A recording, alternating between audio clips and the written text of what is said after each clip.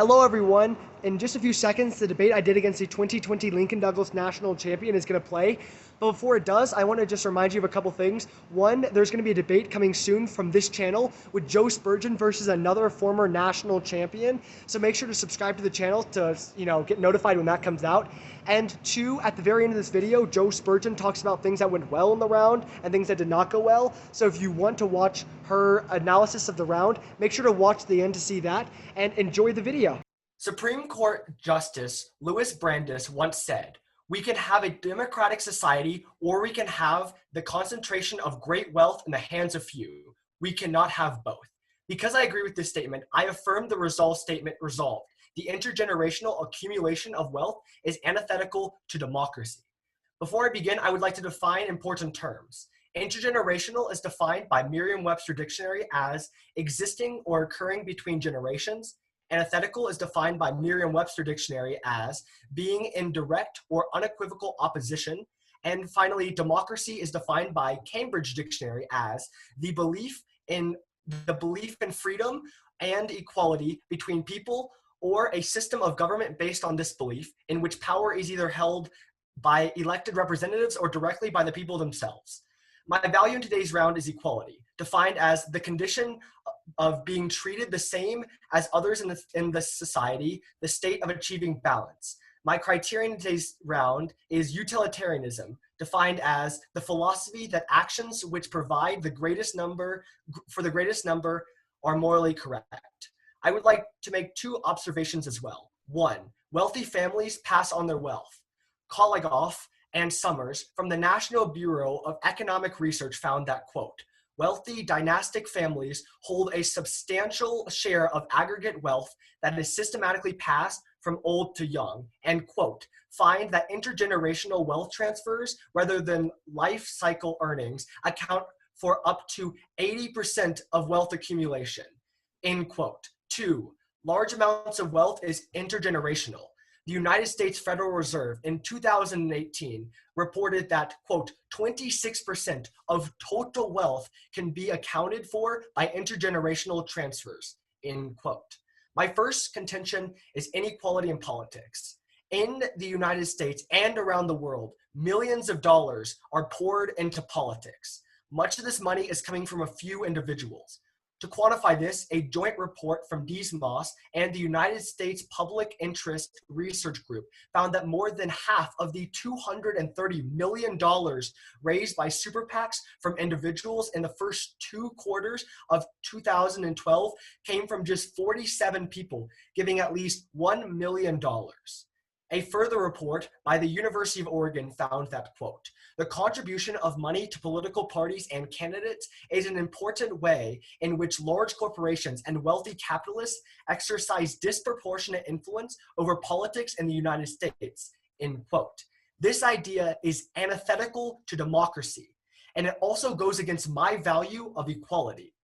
The influence in politics is not fair or even in the United States.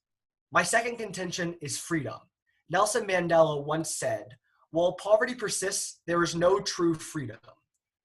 According to research by Credit Suisse in 2016, the total wealth in the world is $256 trillion. If every person in the world were given an equal share, you'd have $34,133. As it stands right now, 10% of the world's population owns 85% of the wealth, while a collective 3.5 billion have less than 1%. The intergenerational accumulation of wealth cuts down on the freedom of people. Gunter Graff, a research fellow at the International Center for Research and Social and Ethical Questions at Salzburg, found that, quote, "The moral harm of being poor is that poor people lack this freedom to live their lives as they see fit and to realize the goals they have reasons to value," end quote. With the concentration of wealth due to intergenerational accumulation of wealth, people cannot find freedom, which is part of democracy as defined in my definitions by Cambridge Dictionary. So, in conclusion, for the reasons I provided, the judge must vote AF. All right, ready for cross? Yep. So first, let's talk about your Brandeis quote, this idea that the concentration of wealth is going to hurt democracy. So given that Norway, Denmark, Sweden, Finland are ranked highest in terms of the democracy index of 2019, yet have the highest wealth concentration in all of Europe, why does Brandeis's assumption translate to the European continent or to the US in fact? Because the idea of democracy is that there's equality between the people, which is what I laid out in my definition, and people having more power in politics directly goes against the idea of democracy. Okay, but just to be clear, democracies can exist with wealth concentration, right? They're in opposition, just in the being of the two ideas. Okay, understood. So now let's talk about your criterion of utilitarianism. It's the greatest good for the greatest number of people. So let's say hypothetically, we had a policy that really helped the white majority, but really hurt the African-American minority. Would utilitarianism say that's just? No. Why not? Oh wait, shoot. Yes, it would, because I guess the idea of utilitarianism is it's just the greatest number of people, despite what the group of people are. So then, how is utilitarianism in any way connected to equality? Because equality is generally going to be looking at the downtrodden and the minorities. Because in a democracy, which I think is the more important term here, because in a democracy you look out for the greatest number of people. That's the idea. Like you're going with what the majority of people believe. All right, now let's talk about contention one, this idea of politics and also super PACs.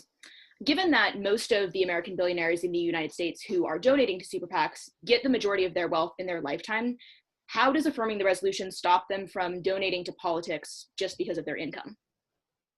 Well, it doesn't stop that, but it stops people who got the wealth just from being born into it. And since I found in my observations that 26% of total wealth can be accounted for by intergenerational transfers, we see that this kind of like, unfair advantages at birth can be stopped, which would go against democracy. Okay, so essentially you're stopping 26% of political influence.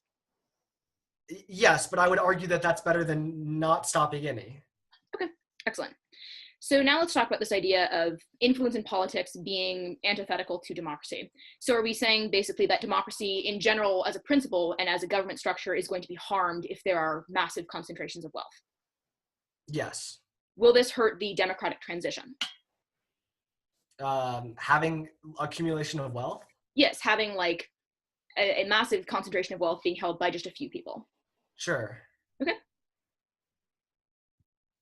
All right, that's all I need. I'm going to take running prep. All right, that's 220 used. For order, we're going to go negative, affirmative. All right, here we go. I negate resolve. The intergenerational accumulation of wealth is antithetical to democracy. I agree with my opponent's definitions, and we will be conducting the debate in that fashion. My value is quality of life. The Library of Parliament in 2019 writes that research is increasingly showing a link between government policies and quality of life. The quality of government policies regarding poverty and inequality are important factors in improving a country's well-being. Therefore, if wealth accumulation improves baseline opportunity, we must negate. My criterion is mitigating structural violence. Camsville 17 writes that structural violence occurs whenever people are disadvantaged by political, legal, economic, or cultural traditions. Because they are long-standing, structural inequities usually seem ordinary. Rather than being focused on direct, brutal acts, structural violence is the result of social systems. Therefore, we must ask the question, what happens after we affirm, and what opportunities do we take away when we do so? Contention 1, income inequality. Subpoint A. Income is the primary driver behind the wealth gap. Alaprantis and Carroll 19 write that although differences in savings rates, inheritances, and rates of return on investments have all been suspected at playing a large role in maintaining the wealth gap, the gap is primarily the result of a sizable and persistent income gap. If you change the labor income gap in the model, you change the wealth gap dramatically. For example, when we remove the labor income gap in the model, meaning that all households immediately earn the same income from their labor from 1962 onward, the wealth ratio reaches 90% by 2007. And this is true globally as well. Harrington 19 writes that income inequality has risen sharply since the 1970s in the most advanced economies around the world. The biggest winners have obviously been the richest 1% of people in those countries. And subpoint B. Wealth building policies are key to closing this income gap. Weller 19 writes that to close persistent labor market gaps, African American families especially need more wealth to begin with. For example, wealth can be used to support both a children's and parents' education, start a business, buy a house in a neighborhood with access to good jobs, or move to new places when better opportunities rise. Therefore, the AF has two problems. First, income disparities that occur between Black and white families represent a lion's share of the wealth gap that the AF does nothing to fix. But more importantly, affirming removes a key way in which minority families can push back against historic oppression they face in the labor market. Contention 2, minority accumulation of wealth. Subpoint A, government discrimination. Solomon et al. 19 writes that centuries of displacement have destabilized Black communities and undermined their access to opportunity. For decades, governments and private citizens employed exclusionary tactics to prevent African Americans and other people of color from building wealth through homeownership and affordable housing. Redlining denied people of color access to mortgage refinancing and federal underwriting opportunities. As a result, just 2% of the $120 billion in FAH loans distributed between 1934 and 1962 were given to non-white families. And subpoint B, without wealth accumulation, Black individuals are put at a disadvantage. Mercado 16 writes that discriminatory lending practices and federal policies are key drivers of the wealth gap. But the report pointed to several changes as a policy way to help level it.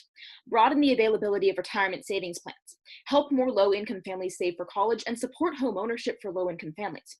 Every single one of these policies is designed to help Black families accumulate wealth, to push back against discriminatory government practices. Therefore, what the AF fails to understand is that the problem isn't intergenerational accumulation of wealth, but rather unequal intergenerational accumulation of wealth, suggesting that negating the resolution can be a key step in fixing racial disparities. Now onto the affirmative case. First, let's talk about the Brandeis quote, this idea of concentration of wealth hurting democracies. That's simply not true. Bird 19 writes that the celebrated social democratic nations of Scandinavia have some of the highest wealth inequality in all of Europe. But despite this, these 4 countries rank at the very top of the Democracy Index of 2019, suggesting that not only can you have democracy exist, but you can have the strongest democracies in the world. On the value of equality, my opponent says the goal is for everyone to be treated the same. Prefer mitigating structural violence. If structural violence exists, equality is impossible to achieve, as structural violence specifically silences the voices of the minorities and makes it impossible for them to fully participate in politics. On the criterion of utilitarianism, there's 2 problems. First, utilitarianism is inherently at odds with the idea of equality. You heard my opponent on cross-examination say that if a policy favors the white majority but disenfranchises the Black minority, we have to accept this as a valid philosophical truth. Therefore, mitigating structural violence is the only way we can actually look out for minorities in the status quo. On to the 2 observations. On the first, this idea of wealth dynasties, that's simply not true. Bordeaux 14 writes that if you look to the IRS list of top 400 individual tax returns, over the last 18 years from 1992 to 2009, 73% of those individuals who appeared on that list did so for only 1 year. Therefore, this idea of dynastic wealth existing for decades is simply not true in the status quo. My opponent also says that 26% of wealth is transferred in his second observation. However, this means that 74% of wealth is actually not transferred and is made specifically from income. That's the cross-application of my contention 1. Now, my opponent will likely get up in his next speech and say that it doesn't matter because we're solving a little bit of something. But that's where you're going to cross-apply contention 2, because what we're seeing is that minorities are actually hurt if they don't have the ability to accumulate wealth because of historic discrimination.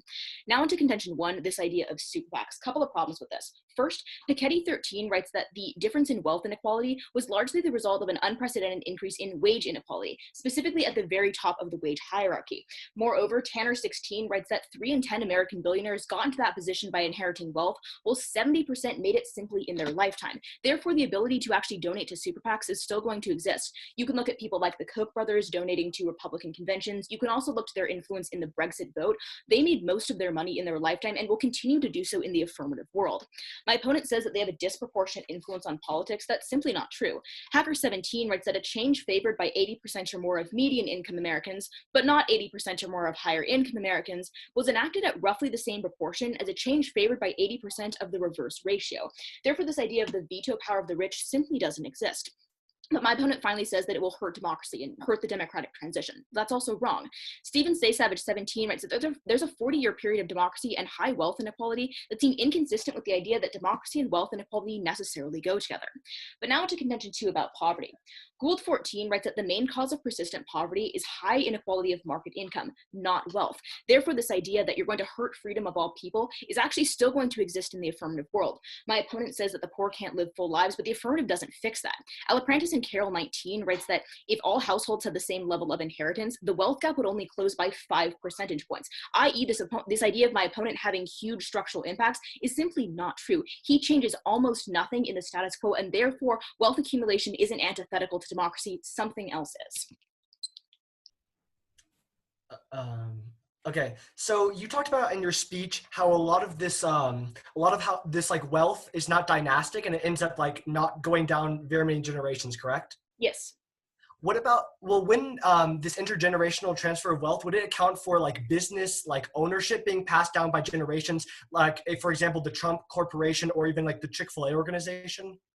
It depends on exactly how you define it. Normally foundations are outside the scope of that because you don't have to directly transfer a foundation to a specific individual. So therefore the definition of generations becomes a little bit fuzzy with that.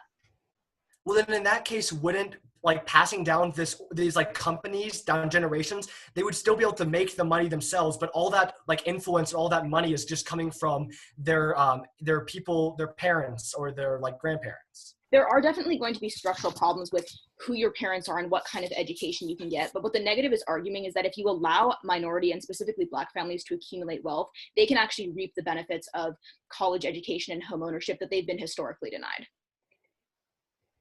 Yeah, so you talk about the African Americans and like minority groups now getting this ability to have this intergenerational wealth accumulation. How many years has this been happening where African Americans and minority groups are now benefiting from intergenerational accumulation of wealth? Well, the biggest problem with that assumption is you've actually had a significant problem with just minorities having wealth to begin with. So the argument of the negative is that you actually want this process to keep continuing. If you say that no one can pass on any wealth to their children, then all of the benefits that the white majority has reaped in terms of home ownership and owning property and businesses will be locked into the status quo without any hope for minorities to move up. The only thing they'll be able to do is improve their income, and due to just structural racism in the workplace, that's going to be significantly harder for them. And how does this idea go against democracy? The idea of, well, the negative framework says that a democracy to exist fully and be legitimate needs to mitigate structural violence. So we do need to be looking out for minority populations in terms of both race and gender. Okay, that makes sense. Okay,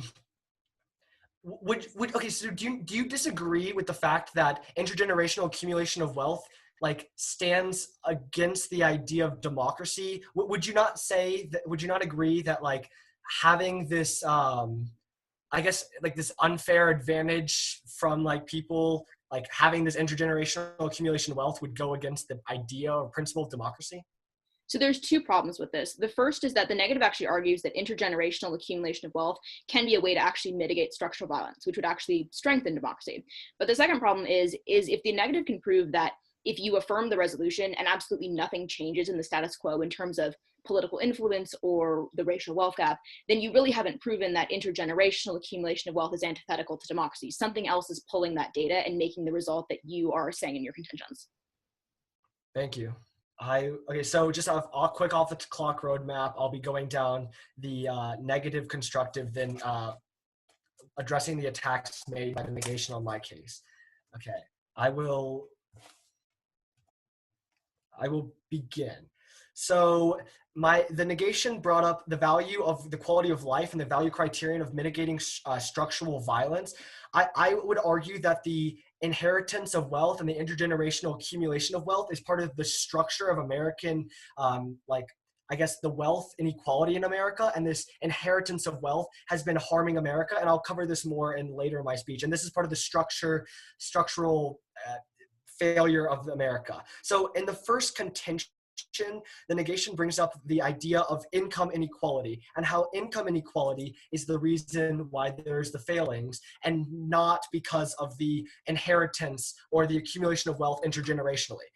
To this, I would like to turn to Richard Moreau, who is a co-author of Cashing Out Your Business. He finds that one reason so many family businesses fail to make it to the second or third generation is because families view the corner office as the birthright, and unqualified successors may not be able to keep the business afloat. So this shows two things. One, a lot of these businesses often pass down their wealth or their businesses down generation lines. We see this examples as like the Chick-fil-A Corporation. The current CEO right now is the child or grandchild of the founder. So we see that this does not really count as traditional wealth, but this passing down of this like I think it plays into the factors. So this would count towards income inequality, which my opponent would address, but I think it would fall more towards wealth inequality. So the second contention of my opponent brought up the minorities now getting the accumulation of wealth and how traditional services where minorities get wealth are not really afforded to them, so they have to turn toward this accumulation over generations. I would argue that this has been only happening for a short little while and is not really consistent, and it's mainly benefiting the white Americans and the traditionally affluent Americans. So I believe that this system is still only mainly benefiting the more affluent white Americans. So I don't think this should be considered very important in today's round. Next, when my opponent attacks my second contention, or my first contention, this can actually, I partially agree with the contention about 70% of the money being lost, because we see that according to the Williams Wealth Consultancy, 70% of wealthy families lose their wealth by the second generation and a stunning 90% by the third. But even with this happening, we see that this wealth is still being passed on through generations, and especially through non-traditional ways, like passing on your business. And so we still see this happening in the world. Also, we also see that another thing, when my opponent brings up that the middle class is like, I guess, has more influence over the wealthy class with like 80% statistic, I would negate that and find that according to an organization, 70% of Americans say that the U.S. economic system is unfair and unfairly favors the powerful. And so what we see is that if we look at a democratic system, Americans do not believe in the fairness of the economic system, and this wealth only is going for the more wealthy of Americans.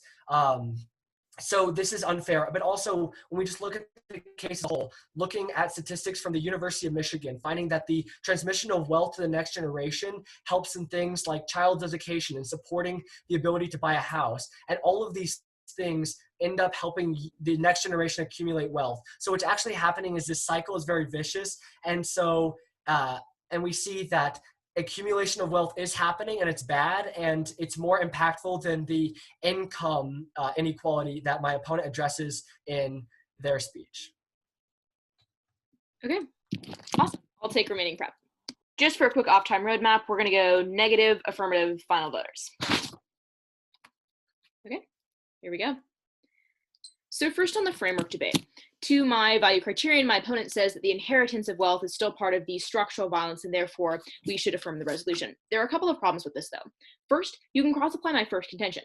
Most of the structural violence is due to income inequality. This still gives wealthy people the disproportionate voice in politics. This still gives white people the disproportionate influence over minorities. But even if you don't buy this argument, wealth accumulation can actually help with structural violence. And you can buy both my contention too, or my opponent's own analysis in his last speech. He says that wealth helps with education, healthcare, and other policies that will help children advance themselves in their lives. This means that for minority children who've been historically denied those rights, wealth accumulation can actually help mitigate the historic structural violence that they have faced in the status quo due to discriminatory government policies. But now into contention one. On subpoint A, my opponent says that businesses fail because of intergenerational wealth accumulation. The irony of this, judges, though, we're essentially reading the same card. Bordeaux 14 in my opponent's own card that he reads says that wealth dynasties really don't exist. Therefore, if we say that the amount of wealth disappears by about 90% by the third generation, what we're showing is that the idea that intergenerational wealth accumulation is around for decades and can wreak havoc on our democracy is really not true. You can buy my evidence or you can buy his. My opponent says that the ability to pass on business is not really income inequality. It is wealth inequality. The problem, though, is my card that I read in contention 1 is not specific to business. It just specifies labor income from the market as a whole. On to subpoint B, he doesn't address this at all. He drops it. And the important thing about subpoint B is what we're actually showing in the negative case is that if you actually have wealth accumulation, you can actually fight against income inequality. So what the negative is actually showing you is it's not completely defensive at all, but rather that wealth accumulation can help mitigate both wealth inequality and also income inequality, which is the primary driver of the wealth gap. On to contention 2, my opponent's only response is that this has only been happening for a short time, and it's mostly been benefiting white people. There are a couple of responses to this, though. First, the reason that it's only been happening for a short time is due to government discrimination. That's subpoint A. Historically, the government has denied specifically Black people in the United States the ability to own homes, to have a college education that is going to help them in the workforce. Therefore, this idea of wealth accumulation not actually being good for Black America really hasn't actually shown up and become pertinent until right now. We are seeing a new wave of Black millionaires and billionaires who are just getting old enough to pass their money on to their kids. The people who were around in the civil rights movement and just were alive afterwards and actually had those opportunities are now just coming of retirement age where they can actually give wealth to their children. So saying that we haven't seen any kind of tangible impacts now ignores the structural history of the United States. But now onto the affirmative case. On my attacks on the framework, he drops both of them, and these are important for two really particular reasons. If you look to my opponent's value of equality, we see that the only way we can actually achieve this is by mitigating structural violence. If we want to help the minority populations in the United States and around the world, we have to address that first. Structural systems are going to be the bedrock of equality at the end of the day. Moreover, on the criterion of utilitarianism, this is completely at odds with the value of equality. Saying that we want the greatest good for the greatest number of people means that we can have a policy that benefits white America, like the intergenerational accumulation of wealth, according to my opponent, and we can still justify that under utilitarian framework. The second problem with this is utilitarianism, according to his answer on cross-ex, disproportionately ignores minority voices, meaning this idea of actually having equality for everyone in a democracy, which is a central tenet according to Louis Brandeis, that's not going to happen in the affirmative world. On to contention 1, a couple of responses. First, he repeats the statistic that about 70% of money is lost. This reconfirms the idea that there actually are no wealth dynasties that are a problem. This verifies the evidence brought by Bordeaux 14. Now, my opponent says that they still have some wealth, but the fact that they lose 90% of their wealth by the third generation means that their ability to disproportionately influence politics significantly goes away, and therefore his impacts are all minimized. My opponent also uses the poll response that says that 70% of Americans say that the US system favors wealthy in response to my Hacker 17 card. There are a couple of responses to this, though. First, polling data is not actually indicative of what's happening currently in the status quo, whereas the Hacker 17 data was actually looking at what policies are passed and who actually favor them. That's going to be substantially better evidence. But even if you don't buy this, there are a couple of other drops that are important. The first is that big differences in wealth are made in a single person's lifetime. That's Piketty 13. This means that the income inequality that results from the labor income is going to still allow people to influence politics. You can look to people like the Koch brothers, who are a perfect example of this. Most of their money was made in a single lifetime, and this conforms to the evidence that the negative brings up. Moreover, he drops the democratic transition card, showing that you can actually have high periods of wealth inequality and democracy existing. If you don't buy that evidence, you can also cross-apply the Nordic examples that I gave with Louis Brandeis. On contention 2, his only response is that wealth helps with education, healthcare, etc., and thus will alleviate poverty. A couple of problems with this. First, he drops my card that says poverty is mostly caused by labor income differences, i.e. the single greatest cause of poverty isn't even fixed by the affirmative. Moreover, he drops the response that differences in inheritance can't actually close the wealth gap. Therefore, if you're trying to actually lift people out of poverty out of that and equalize the system, affirming the resolution isn't going to fix that. But the third response he makes is actually a negative point. He says that wealth helps with education and healthcare. This means that wealth accumulation can help minority families. It can help the people who the government have disproportionately ignored throughout their entire lives, meaning that when we do the negative, we give ourselves a way to actually mitigate that historic oppression, whereas the affirmative locks it in. So now onto final voters. The first is minorities. You can vote on the idea of minority rights just by the framework alone. But if you want to look at policy, you can buy both my contention 2 or my opponent's own analysis about wealth and education. The second voter is that wealth helps. Historic oppression that's talked about in subpoint A of contention 2 shows that the only way for minorities to get out of that system is to actually have wealth accumulation. If we only allow labor income to be the differential, they will never be able to get out of their system. At the end of the day, Judge, if I can affirm the resolution and see all of the same impacts in terms of politics and race relations, the AF hasn't proven that intergenerational accumulation of wealth is antithetical to democracy. They've proven that something else is, and therefore I urge a strong neg ballot. Judge, there are three main reasons why we'll be voting for the affirmation today. One is racial inequality in the United States. So once again, a major debate in today's round has been over this racial relations. My opponent likes to bring up the fact that minority groups that traditionally didn't have wealth are now gaining this large amounts of wealth and are not able to pass it on and utilize the intergenerational accumulation of wealth for the first time. I would like to argue a couple things. One, if we go back to my value criterion, we see that utilitarianism does actually apply, going against what my opponent said, because this may be happening, but my opponent hasn't proved it's happening on a large scale advantage. My opponent likes to bring up the fact that this is happening and like it wouldn't, like, I guess these minority groups wouldn't be able to get any influence or wealth in the status quo without this. But I would argue that it's not really happening on that larger scale, and it's mainly benefiting traditional groups and not these new groups that my opponent keeps referencing. Second, I would like to bring up democracy. So there's a couple reasons why intergenerational accumulation of wealth is against democracy. So I brought up data in the past, but mainly the main reason is because this accumulation of wealth is unfair and unjust, which actually goes against equality, which is my value in today's round.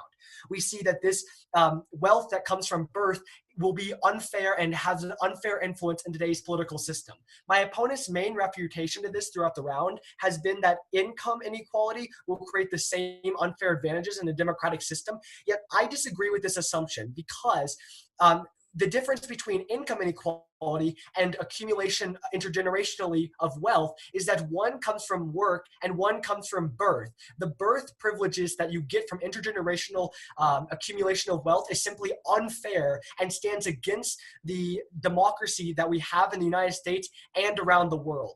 Just because my opponent can bring up some Nordic countries that are high in democracy and have high accumulation of intergenerational wealth means nothing when the principle of democracy falls because of intergenerational accumulation of wealth. And finally, we're going to look at utilitarianism one more time. So in today's round, Judge, you need to look at what has the most impact and what affects the greatest number of people. Minorities, yes, in some instances will be helped, and that's great. And in some instances, yes, income inequality is an impact. But when we look at wealth inequality and we look at the intergenerational accumulation of wealth happening, as I explained in my first two contentions, and the impact on freedom of the people of the United States and around the world, and the inequality in the voice in politics, which stands directly opposed to democracy, and that's what we're arguing today, you must vote in the affirmation on today's resolution. Okay, so hopefully you guys enjoyed that round. We just want to talk about a couple of things that went well in the round, and then some things that didn't go so well in the round. So one of the first things that Nathan does really, really well is a lot of novices do end up using utilitarianism, and the beauty of utilitarianism is it does have these really big scale impacts. He's totally right. And essentially what we're looking at here is like, can we help the greatest number of people? And really in a democratic system, we are obviously looking at things like equality and justice, but we are also looking to have a really cohesive form of government that does good things for the majority. So utilitarianism definitely does work in terms of this resolution. It was a really good pick for the criterion. One thing to be careful of for novices is there's this question that gets asked from irritating varsity debaters. And they ask the question, hey, does utilitarianism say that slavery is justified? And the way they set up the question is they say, listen, the white majority is benefiting from this economic system, but obviously the poor Black minority definitely is not. And the way to kind of get around this is utilitarianism is really weighing pleasure and pain. So the argument is that if the pain for the minority is so great, basically any kind of economic gain from the slave system isn't really going to actually equal out. So utilitarianism does allow you to have access to minority rights. And that's definitely something to be aware of, because varsity debaters love to ask novices that question because it makes them flustered and then they can talk about it in their next speech. Another thing that was really, really a good impact was the two observations. Having this idea of dynastic wealth is really, really powerful. And if you use even his own card that talks about generations, a generation is about 30 years. So essentially what you're allowing people to have is really undue influence for 90 years before their wealth is gone. And that's something that as a novice, you really want to hammer home, just kind of think about what those statistics actually mean. Because in terms of 90 years, that's almost a century. And that's definitely a long enough time to have some really undue political influence, even if the negative is right, that it's after 3 generations where the wealth is pretty much gone. So that was definitely something good to bring up. I think one thing that the neg or I did that was good was really talking about some foreign examples of countries. I really love examples as a debater because I think it makes it easier for judges to understand what's going on. If you just kind of ramble studies at them, it's often not as good of a connection. But if they can tie something like, oh yes, Iceland and Denmark and Sweden are, these great democracies that we're hearing about in terms of, equality and healthcare and all of these things, but they have really high wealth inequality, that seems like a contradiction that's coming out of the affirmative. I think it really ties things together really nicely. The other thing that both of us did just in terms of presentation was we're pretty slow. On Zoom, that's going to be especially important for novices. I was specifically told at nationals, don't spread, don't go fast, even if you're setting up an email chain, just because over Zoom and having technical internet problems, it really does become a barrier in terms of effective communication, which is, at the core, one of the central tenets of debate. Yeah, I want to jump in there and say that one thing that you did really well that I think I didn't do very well was I dropped a lot of your cards and your contentions. A lot of it was just the lack of prep on my side. But I think that that's something really important is when you're going over a debate round, if your opponent missed something of your case, bring it up to the judge. Because a lot of times the judge may miss that in their own flow, but just reminding the judge, my first contention or my second contention or my sub point was dropped is very, very important. And if you're the one debating, make sure not to drop contentions like that. At least address, I kind of have a much to address, but I think it's just at some level, just address the contention. And you don't even need, if you don't have data to address the contention, just say logically why the contention falls or something like that. Just at least address it so it doesn't get completely just crossed across the flow. Absolutely. And one of the things that you can do is if you're dealing with really high-skilled varsity debaters, as the negative, I know that Nathan's second speech is 4 minutes and he has a lot to respond to. So what I'm really going to try to do in my first negative speech is just pound him with as many cards as possible to make a really cohesive story. And one of the things that you can do as a novice, if you either don't have a study to respond or there's just too much, is grouping and dumping things. So if I have 2 cards on political influence that are essentially the same, you can group them together and respond to both at the same time, which really does help in terms of time management, especially for new debaters. Yeah, and one thing that we talked about during our interview actually that I saw applied here is that you do have a very cohesive story you like to bring to the whole thing. So the story of these minorities for the first time getting the power to give their wealth to the next generation, which they've never had the ability to do before, and that they now have. Every time I would say anything, you would just hammer that home. And I think that having that at the end of the day, when the judge is sitting down to choose who won, that story really will stick with the judge.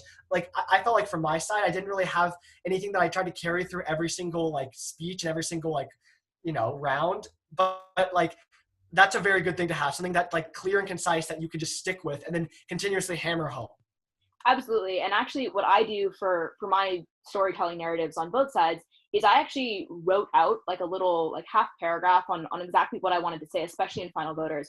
And I was basically just reading that during the round. So it was consistent every single time, but definitely thinking about what is my story? What am I trying to tell the judge is really important. And honestly, what I do about 15 minutes before a round is I just kind of talk to myself in the space and think about, what is the story that I want to bring to the table and how exactly am I going to do that? And I think really taking the time to kind of sit and ground yourself in the topic and your narrative is so important in becoming an effective debater, especially in high circuit tournaments. Yeah, definitely. So I hope you guys found this helpful and maybe you learned something from more of the novice Lincoln Douglas debater facing the best in the nation. So I hope you guys found this helpful.